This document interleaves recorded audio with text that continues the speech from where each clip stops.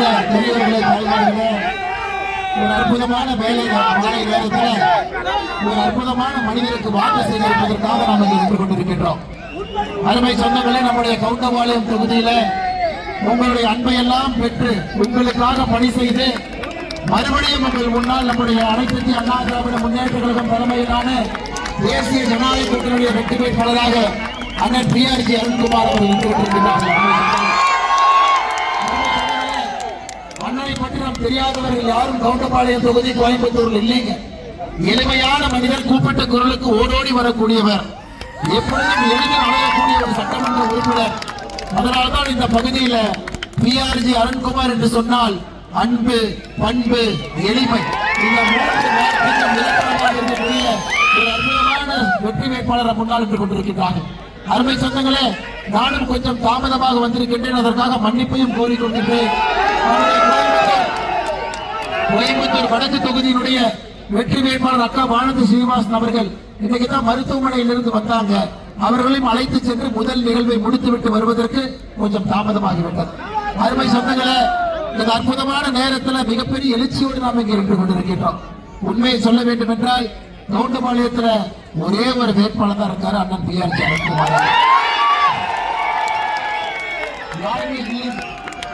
யாருமே இல்லை. தெரியாம கவுண்டபாளையத்துல ஒரு காங்கிரஸ் வேட்பாளர் நிறுத்தி விட்டாங்க. தெரியாம ராகுல் காந்தி அவர்கள் இதுவரை தமிழகத்திற்கு வரவில்லை. காங்கிரஸ் கட்சியினுடைய தலைவராக இருக்கக்கூடிய ராகுல் காந்தி அவர்கள் இதுவரைக்கும் வரலீங்க. 10 நாளைக்கு முன்னாடி கோயம்புத்தூர் விமான நிலையத்துக்கு வந்தாரு, பாலக்காட்டில இருந்து வந்தாரு. ஐயா, கோயம்புத்தூர் விமான நிலையம் எந்த தொகுதியில் இருக்குதுங்க ஐயா? நம்முடைய கவுண்டபாளையம் தொகுதியில தான் கோயம்புத்தூர் விமான நிலையம் இருக்கு. விமான நிலையத்திற்கு வந்துவிட்டு வெளியே கூட வரல. வெளியே வந்து காங்கிரஸ் வேட்பாளருக்கு வாக்கு கூட கேட்கல, அப்படியே கிளம்பி போயிட்டார். ஐயா, நாளைக்கு கோயம்புத்தூருக்கு நம்முடைய பாரத பிரதமர் நரேந்திர மோடி அவர்கள் வர இருக்கின்றார்.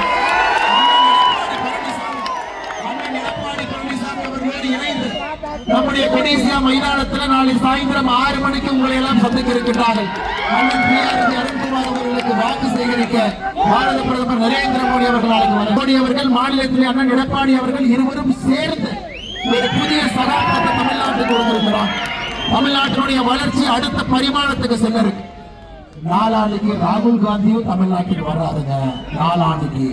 ஆனா ராகுல் காந்தி சொல்லிட்டாரு, தம்பி என் பிரச்சாரம் இந்த ரூட்டு, ஸ்டாலின் ஐயா உங்க பிரச்சாரம் இந்த ரூட்டு. ஸ்டாலின் அவர்களும் ராகுல் காந்தி அவர்களும் ஒரே மேடையில சந்திக்காம நடக்கக்கூடிய தமிழ்நாடு தேர்தல் முதன் முறையாக நாளை மறுநாள் நடக்கிறது. ஐயா, எனக்கு என்ன தெரியுது? ராகுல் காந்தி அவர்களுக்கு தெரிஞ்சிருச்சு, தமிழ்நாட்டில் அண்ணன் எடப்பாடி பழனிசாமி அவர்கள் தான் வெல்ல போகின்றார்கள். அனைத்து இந்திய அண்ணா திராவிட முன்னேற்ற கழக தலைமையிலான தேசிய ஜனநாயக கூட்டணி வெல்ல போது ராகுல் காந்தி தெரிஞ்சிருச்சு. அவர் பிரச்சாரம் வருவதற்கு தயாராக இல்லை.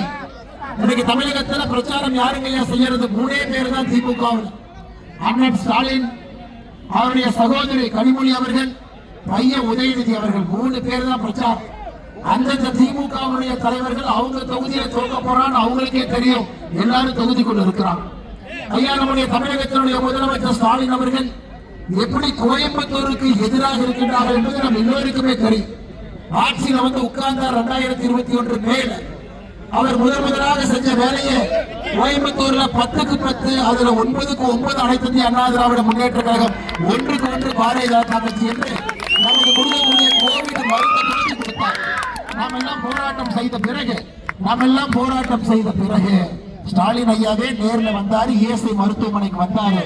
நாங்க இல்ல மருந்து அதிகப்படுத்துறோம் அப்படின்னு டிராமா பண்ணிட்டு போனார். ஐயா, கோயம்புத்தூருக்கு ஒதுக்கக்கூடிய திட்டங்களை பாருங்க, எதுவுமே இல்லை. எல்லாமே அனைத்து இந்திய அண்ணா திராவிட முன்னேற்ற கழகத்துல தேங்காய் உடைச்சு பூஜை போட்டு நிதியை ஒதுக்கினதுக்கு அப்புறம் 5 வருஷம் கழிச்சு ரிப்பன் கட் பண்றதுக்கு மட்டும் ஒரு முதலமைச்சர் ஸ்டாலின் ஐயா வந்திருக்கிறார். பெரியார்களே, தாய்மார்களே, உங்களுக்கு தெரியும், ஒரு படத்துல வடிவேல் என்ன சொல்லுவார், சும்மாவே இருக்கிறது எவ்வளவு கஷ்டம். 5 வருஷமா எதுவும் செய்யாம நம்முடைய ஸ்டாலின் அவர்கள் சும்மா இருப்பது எவ்வளவு கஷ்டம் என்பது நம்ம எல்லோருக்கும் தெரியும். அருமை சொந்தங்கள், இன்னைக்கு கோயம்புத்தூர்ல நம்ம எல்லோருமே ஒற்றை கருத்தில் இருக்கிறோம். கோயம்புத்தூர் மாவட்டத்தில் இன்னைக்கு கஞ்சா வியாபாரிகளுடைய பெருக்கம் திராவிட முன்னேற்ற கழகத்தினுடைய ஆட்சிக்கு வந்த பிறகு அதிகமா இருக்கு. ஏன் அதிகமா இருக்கு நாங்க ஐயா? இதனாலதான் அதிகமா இருக்கு.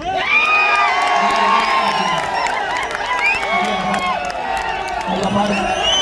இங்க பாருங்க.